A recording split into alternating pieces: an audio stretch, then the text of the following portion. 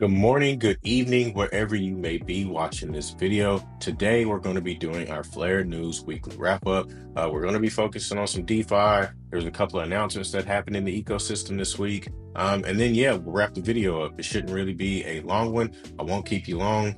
So with that being said, let's get into today's content. All right, so starting off with Flare Metrics. For those of you who don't know who Flare Metrics is, they've been an OG in the ecosystem since the beginning days of Songbird. They do a really good job of displaying relevant information like, our provider lists, proposals that are going on in the ecosystem. They have a DeFi tab, NFT calendar and rankings, different information about the validators and other news going on in the ecosystem.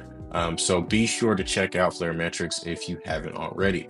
Now to get to this page, you go to the DeFi tab and then go to the supercharged products. This page specifically tracks our Flare emissions, where those rewards are participating, what pools you can participate in to receive those rewards. They have the page split between pool yields and lending.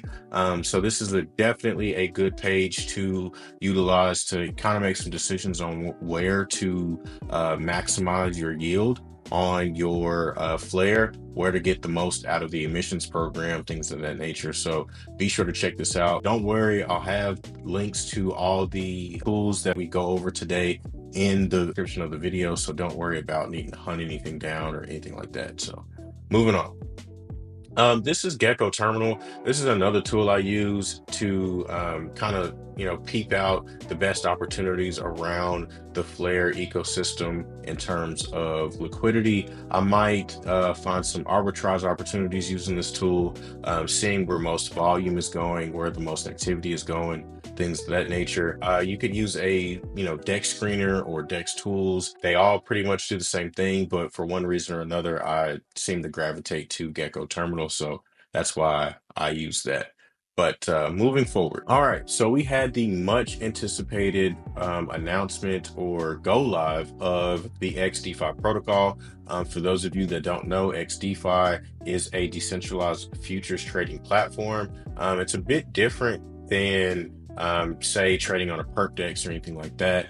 You go through a KYC process. And the reason being is because when you submit a trade on XDFi, you are matched with an institutional partner that is taking the opposite side of that trade. So you don't have to worry about liquidity or anything like that. As long as there is a willing participant to take the counter side of your trade, you will always have liquidity. You'll always be able to facilitate trades, things of that nature. So if you are one of the first 300 to sign up on the platform, you got a free contract, which is worth 10,000 Flare. So very good promotional offer there. Hopefully you were able to take advantage of that. I'm looking forward to being able to do a tutorial on the XDFi platform, how to use it, things of that nature. I love the different options coming available for Flare holders on how to maximize yield, how to utilize their Flare tokens. So the more the merrier.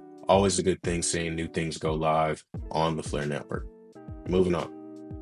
We had an NFT mint that happened this week as well. The NFTs were called the Smuggler Chimps. It was by the Digital Dynamics team and Flare community. Pretty sure you know him. So shout out to Flare community and the team behind Digital Dynamics. I don't think they have minted out just yet.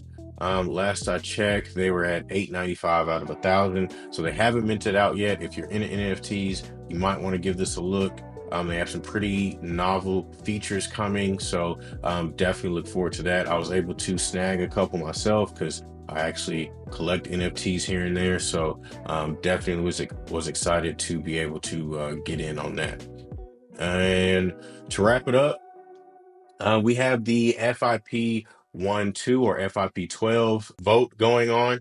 This proposal will introduce the Flare data connector to Flare mainnet. Now, if you don't know, the FDC or the Flare data connector is extremely important, mainly because it's the precursor to bringing F assets on to the Flare mainnet. Without the FDC or the Flare data connector, there is no F assets. So bringing this live onto the Flare network just means we're one step closer to seeing F assets go live. onto the Flare network, that being FXRP, FBTC, FDoge. Being able to leverage those assets that don't have smart contract capability on their native chains to be able to bridge over to the Flare network and be used in DeFi in a native way.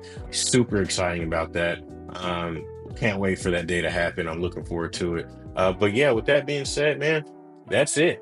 Not a whole lot going on this week, but still some amazing things did happen this week. Let me know in the comments how you feel about the XDFi platform. What'd you think of the Smuggler Chimps NFT Mint if you were able to participate or if you're into NFTs?